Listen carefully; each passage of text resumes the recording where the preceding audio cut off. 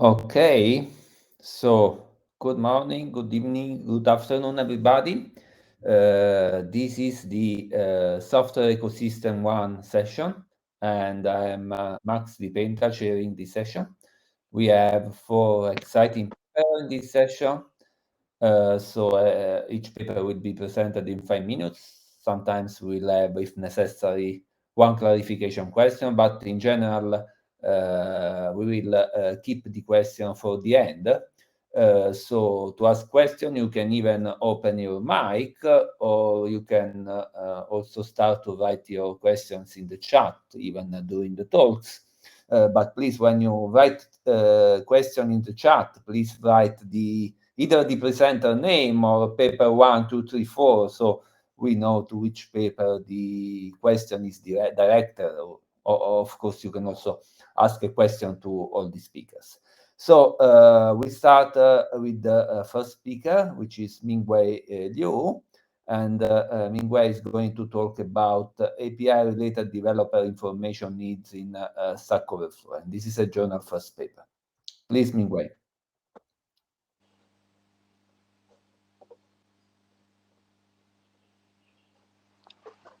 Hello, everyone. I'm Mingwei Liu from Fudan University. Today, I'm glad to share our TSA work, API-related developer information need in server. And API play an important role in server development. And normally, however, the API documentation is not enough. It's difficult for developer to learn how to efficiently use an API. And therefore, could provide many informal how-to documentation for API, supplementing the API documentation. Even for a single API, for example, file input string, there are many discussions on server about it, which are focused on different aspects and different scenarios. For example, functionality implementation, error handling, and rational analysis, API composition. Those discussions could be useful for developer with different development needs. And so when developer has task-specific information need for API, they often turn to server for help. However, it's not easy for developer to find discussion relevant to a specific API or specific task because the SO discussions are usually lengthy, unstructured, and lack of organization. So we need a way to understand the SO discussion better and convert them into a more structural knowledge. Such as structural knowledge could be recommended to the developer in an on-demand way. And here is a more detailed example for what we want to do. The slide shows SO question. And from this title, you can see it's compare file input string with another API. However, it's quite complex. If you look at the first sentence in the question body, you can see the developer facing a file no file insertion when using file input string. Actually, this question also discussing something about error handling. It could be useful for the developer in such a situation. This is indicating a question could contain multiple developer information need and could be useful for developer with different concepts. And we need to understand the question in sentence level, not just treat the question as a whole. So our idea is to extract the developer need, such fine-grained developer need as structural knowledge from the. For each developer need, we may want to extract some more detailed information such as developer need type and the sentence providing relevant information and the API involved with their role. And in this way, such a structure developer need could be matched with the information need of the developer in a better way. And in order to understand the developer need in server better, we conducting a user's input study. And actually, we are focused on identify the developer need type and relevant information type and API role involved in the developer need. As a result, we identify 8 developer need types, 17 relevant information type, and 5 API role. And based on the finding of input study, we designed an approach to extract the developer need from the SO thread. And it includes 4 steps: API identification, relevant information analysis, cluster-based developer need extraction, and API identification. And actually, we are using some learning-based approach, such as sentence classification, and some rule-based approach. The more detail could be found in our paper. And in order to show the usefulness of the extracted developer need, and we design an approach to retrieve relevant question based on the developer need, extract from the question. And we compare baseline that retrieve question based on the title of the question, the body of the question, we outperform the baseline because the DNE contains more information than the title and less noise than the body. And conclusion, we conduct import study to identify DNE and relevant information type and API role. We design approach to extract large flagrant DNE type and relevant information to evaluate with API role. We design a relevant question retrieval approach. The more detail could be found in our paper and the more longer presentation. That's all. Thank you. Thank you. Thank you very much. So I have a few questions, but I will keep them for later. And also, everybody, please start to think about your question and write in the chat. Okay, so we go to the second paper. Second paper is being presented by Nicole Novielli. Again, it's a journal first paper, and the paper is titled GitHub Discussion, an exploratory study of early adoption. Okay, hi everyone. Thanks, Max, for the introduction. I am Nicole Novielli from the University of Bari, and I'm happy to present our paper that was originally published as a journal first paper on the Empirical Software Engineering Journal. So discussion is a recent feature of GitHub, which was designed for asking questions or discussing topics outside of specific issues or pull requested. So questions asked on discussion are not directly related to code often, so they're not supposed to be included in the project board. Before being available to all projects in December 2020, discussion had been tested on selected open source software projects, and this study dates back to that period of time. And in particular, we study how developers use this novel feature, how they perceive it, and how it impacts the development process in order to derive some data-driven feedback for early adopters. And we collected data from 99 projects that enabled the GitHub feature, the GitHub discussion feature at that time, using a custom web scraper because there were no REST API at the time, and you can also reuse it. This is available in the replication package. And here is just a quick overview of the main highlights, and of course you can check the paper for further details. There's a longer video on the ICSE website. How have GitHub discussion been adopted? To answer this question, we sampled two pools of discussion. One originated from issues that were converted to discussion, and the other one that originally were born as discussion since the beginning. So we labeled them, and we found some differences. We found that developers prefer to manage errors on discussion until the underlying bugs have been identified, and then they maybe create the issue corresponding to the bug. And we also observed the prevalence of discrepancy questions, such as discussion question containing problems or unexpected behavior where the questionnaire have no clue on how to solve them, and this denotes more open nature of discussion compared to issue. And we also found some code review question on the discussion feature. People actually ask for better suggestion, or they include code snippet to review. We found that discussions are mostly started by users and are mostly answered by either participants belonging to the organization, so member of the project, or contributors. And why do projects adopt GitHub discussion? We labeled the first post of the initial discussion on each project, and we found that the main goal is for enabling more open question answering, also for idea sharing, and so also to engage, to improve the community engagement, and also to declutter the issue tracker. So some questions are not proper issues, so they should not be on the project boards. They are moved to the discussion. And the usefulness of the discussion feature was also confirmed by a survey. And we found out that people believe that this is a useful feature, but sometimes it can be perceived as redundant, as people don't know whether to use a discussion or use open an issue or a pull request. And we also surveyed some other users, some developers, so that could be potential prospective users, and they declare that they're mostly in favor of adopting GitHub discussion for their own projects. And finally, we checked how do GitHub discussion relate and compare to other communication channels. And to this aim, we investigated the impact of GitHub discussion on other channels. And in particular, we conducted a qualitative analysis of a representative samples of links to issues and pull requests from discussion. We only consider links to artifacts that had been opened or closed after the corresponding discussion started, and we found that out of roughly 200 linked issue and pull requests in our sample, 34% were created as a result of a GitHub discussion. So GitHub discussion does not exist in isolation, but can play a crucial role in moving development forward by triggering new pull requests or issues. So to conclude, by looking at how people use discussion, we can probably think about defining guidelines for participating in discussion, so this new feature of GitHub, especially because developers sometimes don't know whether it is more appropriate to ask a question on discussion or rather opening an issue.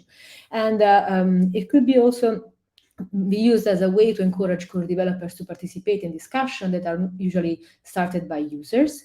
And finally, it could be a good tool for preparing newcomers in order to engage the community in some mentoring, interaction, or towards onboarding goal. So thank you very much. If you have any question, I'm happy to take them. Okay, thank you, Nicole. So since I know you're shifting to another session, I would like to ask you something. So first of all, do you have an idea of what's the percentage of discussions that are in some way traced onto at least one issue or pull request? And what's the percentage that is not traced to anything? So it's really general discussion. So in the sample that we labeled of about 200 artifacts, we found that 34% of issues and pull requests that were linked to the discussion actually originated as a result of the discussion itself. Okay. This was roughly the percentage that we observed in the sample that we labeled. Of course, this dates back to the pre-beta version of the discussion feature. So the situation might probably have changed right now. So this was in the very early adoption stage. Okay, thank you very much. Thank you. All right, so we now go to the third paper. Third paper is being presented by Xin Tan. This is a technical track paper, and the title is An Exploratory Study of Deep Learning Supply Chain.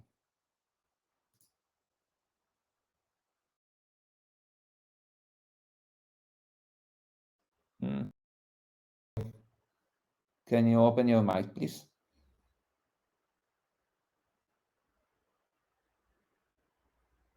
Sorry. Thank you for the introduction. Is it okay? Okay. Yes, now, yes. If you can restart, yes. Thank you. Now I can hear you. Hello, everyone. My name is Xin Tan, and I am an assistant professor at Beihang University. I will briefly introduce our paper, An Exploratory Study of Deep Learning Supply Chain. This is a joint study with Kai Gao and Minghui Zhou at Peking University and my colleague Li Zhang. In recent years, because of the great power of deep learning, it has gradually become the research hotspot and mainstream direction in the field of AI. It has been applied in various fields and used by thousands and millions of people every day. Through software dependencies, a multi-layer supply chain with a deep learning framework as the core and substantial downstream projects as the peripheral has gradually formed and is constantly developing. Analyze its supply chain can help us know the... Sorry, Xin. For some reason, are you still in your first slide? Because I don't see slides moving. I don't know. No, can you say the slides change? I can see. Okay. I think maybe it's the quality of the internet connection. Okay, thank you. Analyze a supply chain can help us to know the full picture of deep learning ecosystem. However, due to a lack of effective modeling methods, deep learning supply chain remains black box. In this study, we try to construct the deep learning supply chain and answer the following three questions. The first question focuses on its structure. What is the structure of the deep learning supply chains? how does it evolve, and how to identify the vulnerabilities in the structure. The second research question is, what domains do the deep learning supply chain cover, and are the two supply chains different? The last research question is, what factors are related to the number of downstream projects in the deep learning supply chain? We construct the supply chain of two most popular deep learning frameworks, TensorFlow and PyTorch. Here are some main findings. By constructing the structures, we find that each supply chain has only 5 or 6 layers with a low proportion of packages. In terms of evolution characteristics, we find that both supply chains show growth trend overall and reach peak in May 2019. We also propose 3 metrics to measure their vulnerabilities. In the second research question, we want to know the domain distribution of two deep learning supply chains. To achieve this goal, we conduct a qualitative analysis from packages and projects, and also make a comparison between the TensorFlow supply chain and the PyTorch supply chains. We obtained many findings. For example, the non-domain related packages account for more than half for both supply chains. In the last research question, we try to understand the factors related to the popularity of the packages. Therefore, we build GAM models. We obtained some findings. For example, packages having fewer packages as dependencies are likely to see an increase in downloads. Our study has rich implications for deep learning maintainers, deep learning practitioners, and researchers. For example, for maintainers, making the structure visible can help to formulate targeted development strategies and ensure the safety of the supply chains. For deep learning practitioners, the safety of the supply chains. For the deep learning practitioners, our findings can help them choose the suitable deep learning framework more easily. Our study is the first exploratory investigation concentrating on the hierarchical supply chain system that arose from a single project. Our findings can have rich implications for many stakeholders. I'm looking forward to have interesting discussion with you. Thank you. Okay, and now we go to the very last talk of this session. This talk is going to be given by Chengwei Liu, and the title of the paper is Demystifying the Vulnerability Propagation and its Evolution by a Dependency Tree in the NPM Ecosystem. Please.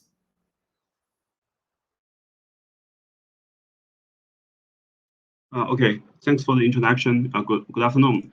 My name is Liu Chengwei. I'm a PhD student from Nanyang Technology University.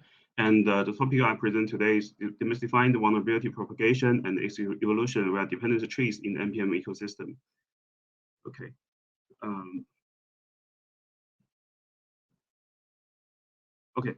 Since the third-party libraries has been widely adopted in modern software development, and due to the fast development of open source softwares and the rapid growth of secure vulnerabilities, it makes the dependency of softwares more complicated, and the vulnerability in dependencies, the vulnerability impact in dependencies could be excessively amplified by dependencies. And therefore, how can we demystify such impact and remediate vulnerability within the dependencies of user projects is quite important. And this is the motivation of our paper because most of the previous study investigating the vulnerability impact in the NPM ecosystem is more, for example, they only consider the direct dependencies, or they simply reasoning the transitive dependencies based on the reachability analysis. For example, in the left figure, if we simply reasoning transitive dependencies based on reachability analysis, we will include the E at 1.0.0 as a transitive dependencies of the root project A. But however, according to the NPM dependency resolution rule, it will reuse the existing D at 1.1.0 instead of reinstalling the D at 1.2.0. Therefore, the vulnerable version will not be included in the dependencies of A. Therefore, therefore, reasoning transitive dependency based on simply the reachability analysis can bring bias to the result of vulnerability impact analysis. And another thing is that since NPM embraced the flexible version constraint for dependency definition, the dependencies installed at different time could change. Therefore, for example, in the right figure, the B at 1.0.1 and the D at 1.1.0 will be introduced along the dependency change. So therefore, we carry out our empirical study based on two tools. The first is the DV graph, which is a knowledge graph to maintain all the vulnerability and the dependency informations of NPM packages. And second, based on the graph, we build a simulator, which we call DT Resolver, to resolve dependency trees for each NPM packages by following the dependency resolution rules, the official resolution rules of NPM. And based on the tool, we are able to carry out empirical study on the vulnerability propagation in dependency trees and also the evolution of the vulnerability propagation in dependency trees. And based on the study, we have also carried out some implication and applicable solutions on how to govern or remediate vulnerabilities in the NPM ecosystem. So this is the schema of the DV graph, and it contains 3 types of node and 8 types of relations. I don't want to go to detail here. If you are interested, you can refer to the full video or paper. And to build this graph, we also construct a set of data pipelines to collect all the dependency information from NPM registry, also as well as the vulnerability information from NVD database. And based on this information, we merge them together and generate the DV graph based on the graph pipeline. And in the DV graph, we take for experiment, it already contains more than 1 million NPM libraries and over 10 million library versions. There are also some challenges in building the DV graph. For example, how can we pass the dependency constraints properly, and how can we map the vulnerability correctly? And also, it is complicated to update the DV graph since we have to collect all the updated information from NPM registry and the vulnerabilities every day. So we have to update the graph. So there is also complex algorithm for this. So, but I don't want to go to the details here. And okay, based on the DV graph, we are able to build the DT Resolver, which simulate the process of NPM dependency resolution. And the dynamic figure is an example like how the NPM itself resolve dependencies. We simply follow this rule, and we to build our DT Resolver based on the DT graph. Therefore, we are able to resolve dependency trees for all the NPM packages very quickly. And besides, we also extend the DT result to the time dimension. Therefore, we are able to calculate the dependency trees at any installation time before current.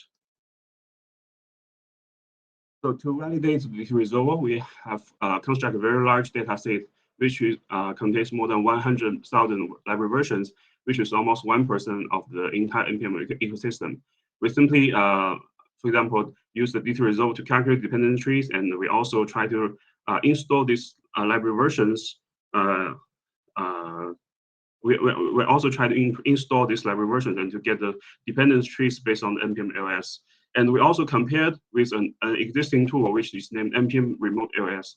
And according to the result, we have much better performance on the dependency tree resolution, and also on the detection of vulnerabilities and vulnerable dependency passes. Okay, so based on DV graph and the DT resolver, we are able to carry out the empirical study. So the first research question is, how are the vulnerabilities propagated via dependency trees? And we simply calculate all the dependency trees for all the library versions we included in our DV graph, and we investigate how the distribution of the vulnerabilities and how are the vulnerabilities propagated to affect the root project. And the next research question is about the evolution of vulnerability propagation in dependent trees. And first we also investigate how our vulnerability propagation evolve within dependent trees, and how long does dependent trees live in dependent trees? How long does vulnerabilities live in dependent trees? And we also find there is a considerable portion of CVEs that cannot be removed. And based on this, we have also proposed an application to remediate the vulnerabilities by avoiding vulnerability introduction. So here I list some interesting findings in our paper, but I don't want to get into too many detail. But one thing I want to mention here is that we find that along with the time, 90% of vulnerability dependencies can be removed along the dependency change, but there are still 40% of vulnerabilities unable to get thoroughly excluded. And so we have, due to this reason, we also implement this the DT-RAIN as an application to remediate vulnerabilities from dependent trees.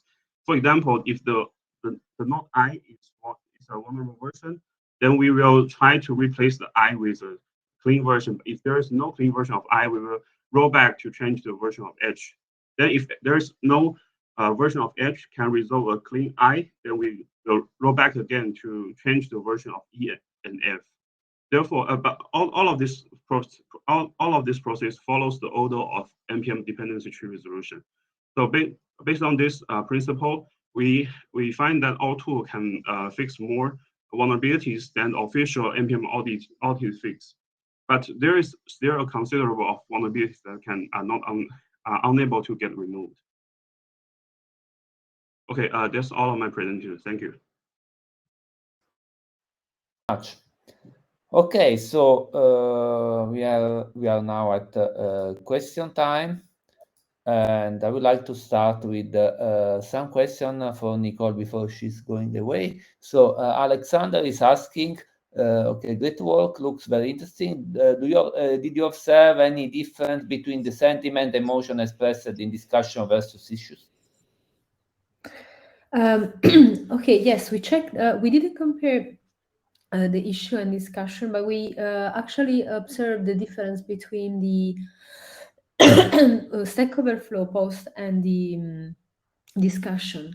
And what we noticed is that in terms of toxicity, we have roughly the same amount of negative posts, but and also in terms of neutral and negative sentiment, but the discussion is slightly more positive than the Stack Overflow post, which can be probably due also to the fact that this is a more like open kind of discussion, so people tend to be probably more keen to show positive feelings, such as gratitude or social positive emotions. So this is what we observed.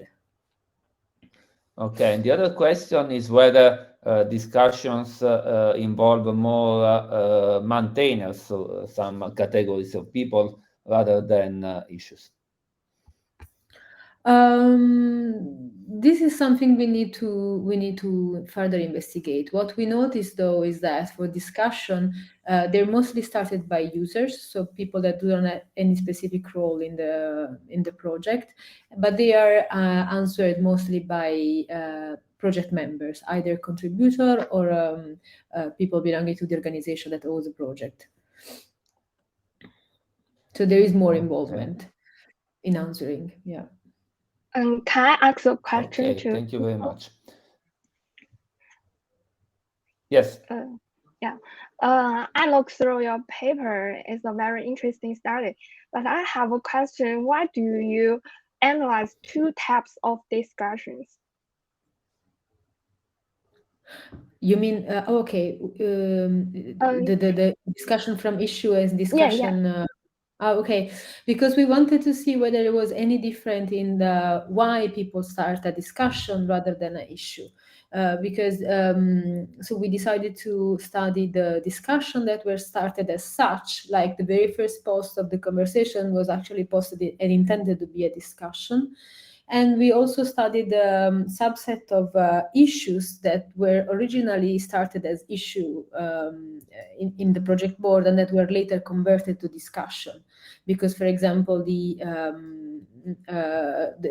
realized that the question were not necessarily related to some specific bug or some code behavior, so they were rather more open in nature, so they were probably more appropriate to be discussed in the discussion feature.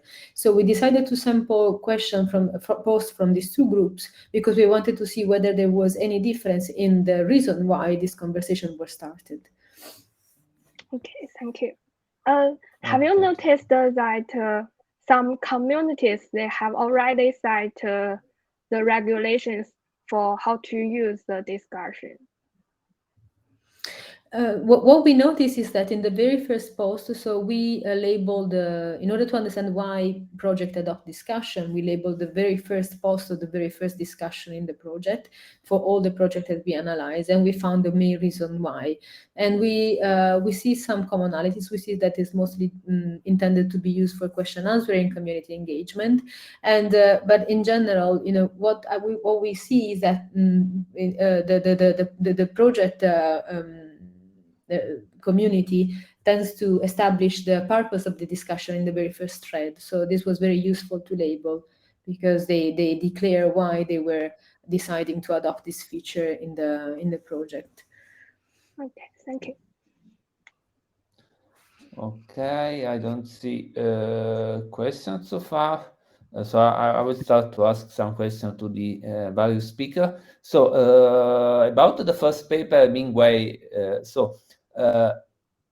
my first question is whether, I mean, you have compared with a very simple baseline, your classification approach, but in the past there have been several approaches that analyze information needs in issue tracker, in question and answer discussion, for example, approaches that were based on natural language processing or other approaches. Did you try to compare with those approaches? You mean the approach we use to delineate from the question, or the question visual approach? The first one? Yes. Yeah, whether you compare with other approaches, because there are similar approaches to classify information needs from Stack Overflow or from other sources. For instance, using natural language patterns. Yes. First, we did not compare to other baseline because our output, I think, is quite different from them. Our output, we extract fine-grained DNA from the question. It include the DNA type of the question and include several sentences. Each sentence is different relevant information type, and it include the API and API row. And so there are no existing approach to produce such fine-grained information. However, actually, you are right. We can, in some component, we can compare with some existing approach. For example, the question classifier, which is the deep learning classifier in our approach. However, I believe we can use some more advanced deep learning model to classify the question into some question type or deep learning type we call. But I think it's not the focus of our paper because we just use some simple baseline. It could be replaced with other approach. Our contribution is to propose to extract a deep learning contains such fine-grained information. Yeah. Okay. My other question is whether the information need not only depend on the type of information that you require, but also depends on the specific context in which the developer is working. So, for example, I'm developing a user interface, I'm developing a part of a business logic or model, or maybe different kind of application, and whether the way questions are posed and the way they require to be answered also depend on the context. So together with the information need, you may also have context-sensitive information in the question, and of course also in the answer, and whether this should also be captured. You mean the contents of the question for the developer should be considered? Yeah, considered. Yes, you are right. For now, we only consider the development extract from the question based on the question aspect. And if you are developer using, you may have different scenario, but the question could be useful for you. And I think it's another problem. How to bridge the gap between the questioner and the developer who are actually facing. Yeah, this will be our future work. Yes. Okay, thank you very much. Now I also have a few questions for Shane. So my first question is, well, you analyzed a deep learning supply chain because, of course, deep learning is quite popular and quite important these days. And of course, further studies will be needed in other domain. But I was just wondering, do you have any feeling of what is very specific in this type of supply chain? I mean, deep learning systems, as opposed to maybe supply chains in some other domain. So there is something very peculiar to deep learning or to machine learning, maybe. Yes. We studied deep learning supply chain because deep learning is very popular. But our approach, especially the way to construct the supply chain, can be used in other domains. For example, you can start with a very popular package. For example, some Python package like NumPy. We can analyze its supply chain. We can use why people use NumPy to why people use NumPy and their downstream projects. Yeah, we can through the way to construct the supply chain, we can know the full picture of the package ecosystem. Okay. I'm sorry. I also have a question for Professor Xin Tan. I noticed that you said that you have used three different criteria. Can you talk more about the criteria, like how you design the criteria? And because I'm interested in knowing that if we can model the supply chain in other tasks such as web development using Python. As you said, NumPy is a good example, but NumPy is mostly used for data science. But I'm just wondering if we can model other supply chains for web development, scientific computing in Python, because Python is very extensively used. Yeah, our three metrics are very straightforward. It's based because the supply chain we construct is a network. So the node is a project of the package, while the edge is a dependency relationship. In Python is the import relationship. So we put forward the three metrics based on the this network, and we refer to the graph theory. For example, one metric is the most influential package, which means that this package has many downstream projects. We calculate its in degree to show the influence of this package. And another two metrics such as another metric such as a single point of failure, which we refer to the betweenness centrality. These three metrics all comes from the graph theory. So I think maybe you can refer to it. It's very straightforward. Okay. Thank you. Thank you very much. Okay, we have a question for Qianwei. Will your approach work for other kinds of bugs, or it's vulnerability specific? Actually, currently our work only focus on the vulnerabilities from NVD, which are all labeled with CVE-IDs. But actually, we have cooperated with a company, SA company, software composition analysis. So they have more vulnerabilities or security bugs because they have mined some bugs by themselves, or they have included some vulnerabilities from other data source. So actually, it's a general solution, and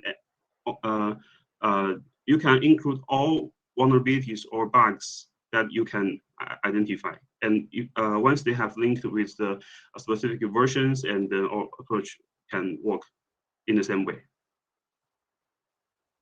Okay. I also have a more general question to you, Qianwei. So, how do you see your approach being integrated or combined with existing static analysis tools, especially for NPM, for JavaScript, that are able to identify vulnerabilities during software development? So, what's the typical usage scenario that you foresee for your approach? Okay, so we have 3 tools. The first one is DV Graph, which is the knowledge graph for vulnerability and dependency, and this is and also the DT Resolver. These 2 tools has already been integrated as a production of a cooperated company. So they can provide the ability to analyze the dependency trees before the real build or real compilation. So basically, there's a saying in the DevOps, like we shift the security to the left part, right? So therefore, we are able to analyze, for example, when we integrate our tool into the IDE. So every time we change your dependency, we can directly generate the dependencies for you. You don't need to build, you don't need to do anything, and the developer can can understand what are there in the dependency, and what kind of vulnerabilities or security bugs are there in the dependencies. So you can notice this before testing, before the real testing, right? And another scenario is that. Okay, yeah. Go ahead. Go ahead. No, go ahead. Okay. Another scenario is that our ability, our DT Resolver can analyze the dependency tree for any installation time, which means we are able to dig out all the dependency trees since the root projects are published. So anytime if there is no log file for the project, then we can calculate all the dependency at any time. So we know how dependency tree changes, and we can tell you, for example, if there's a vulnerability, and we can tell you if you build a system like from this month to next month, and there's deemed to have a vulnerability in your dependency tree. But if you build your system, like for example, outside the time range, then the vulnerabilities will not be in the dependency trees. Okay, so if I understand correctly, let's say that your tool can be applied at different stages of the pipeline. You can use it directly from the IDE, but in principle, then you can use also in the CI pipeline or even at the delivery phase. Okay. Yes. Now, okay, we have a question for Bookwin Keen. So recently in Rust programming ecosystem, some malicious package was uploaded in the hosting website with a very similar name to a popular package. So what are the guidelines suggestions for library users to distinguish those malicious packages from the good one? So the question is about fake packages that have a similar name of popular packages. Okay, actually, we are working on another project. It's about secure package manager. So, for example, in NPM, I think in the recent half year, there are many malicious packages published on NPM, and it caused very large damage to the entire ecosystem. So actually, I think this is beyond this paper, but we actually are working on the solution to secure package managers. for example, we are trying to link all the vulnerabilities or link something like the health profile or security profile of the package. For example, we know there is a package, we can directly trace to the GitHub repo. We can have static analysis for the automated static analysis and monitoring for the repo. We have to know what are the malicious code in the repository. So we have the health profile for each open source project. And if you install something that is from a repository that is that contains malicious code, then we will alert you. Actually, this is an ongoing project in our group. Yeah, I think this is one of the effective solution for the malicious packaging for now, from the perspective of patch managers. Okay, thank you. Yeah. Okay. I have a quick question. Yeah, Okay. I have a question for Chen Wei. Thank you for your talk. Quite interesting. I did not write program in Java school, and normally I write program in Python. So I'm quite curious, what are the difference between the Python packaging management and the NPM? How to apply your approach to Python packaging management? What are the gap and challenges? Okay. Actually, we have built this graph and the DT resolver for almost 10 packaging managers for now. I mean, we cooperate with the company, industry company, and we have people to build for the implementation. So we have implemented almost for 10 packaging managers in 10 languages. And the challenge for now we are facing is the dependency resolution rules for each specific packaging manager. Different package managers will use their own rules. For example, the NPM allows different versions to be installed in one dependency trees, but for Java, they only selected the versions that is close to the closest to the root project. And for PHP, they simply use the SMT servo to calculate the dependency trees. So and for Python, I think the biggest problem is the Python 2 and Python 3 problem, and also there are environment markers to specify the strategies they want to use and they want to follow to derive the dependency trees. So there are a lot of different rules, or we can say principles on how to generate the dependency trees. That's the biggest problem we are facing. But for the data source or the vulnerabilities, because most of the modern package managers that have their own data source, it's not that difficult to crowd this data. But another thing is the vulnerability. We have a group of 4 security analysts to analyze all the vulnerabilities every day for the updates from NVD. So we have to label what kind of which vulnerability affect what kind of libraries and what kind of versions. We have to even though we have some automatic way to identify the affected library versions, but there still require a lot of people to manually check the results, and that's the most challenging thing for now. Thank you very much. Okay, thank you.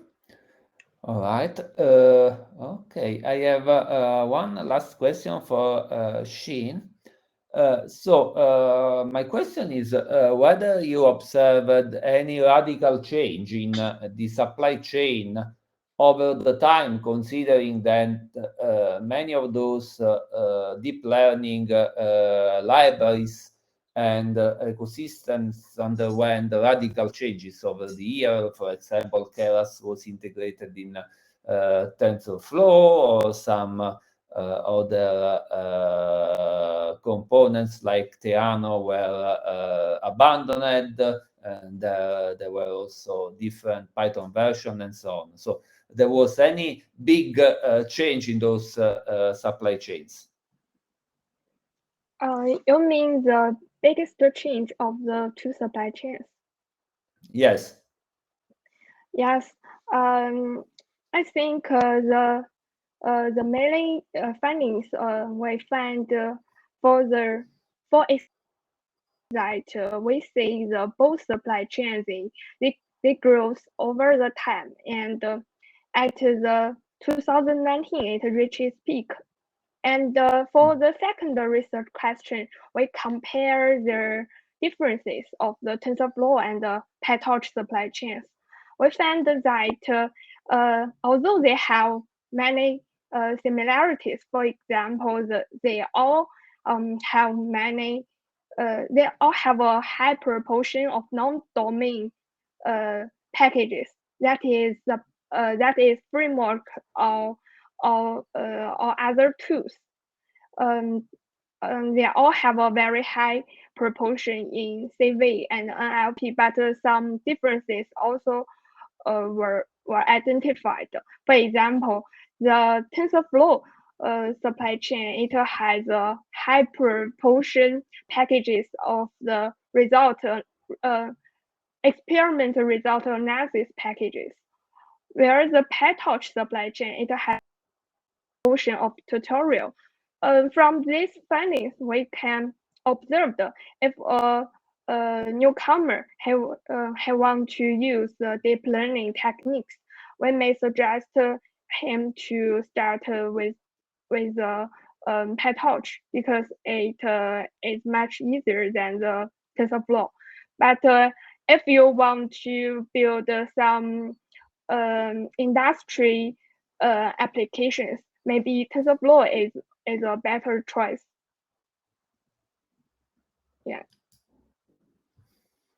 Okay, thank you very much. The other very last question, then we can wrap up, is in terms of domains between the two supply chains, did you observe some predominance of some specific domain in TensorFlow versus PyTorch? Well, except for what you said about the tutorial and such, but like you have more image processing on one side or more Internet of Things on the other side, or similar findings in terms of domain specific packages? For these very popular AI domains, we say these two supply chains are very similar. They all have a high proportion in CV, NLP, and yeah. Okay. Thank you very much. And at this point, I see no other questions. So if there are no other questions, I would like to wrap up this session. Also, going to share another session right after. And with this, I would like to thank a lot the speaker. This has been a very interesting and stimulating discussion. Thank you very much. Thank you.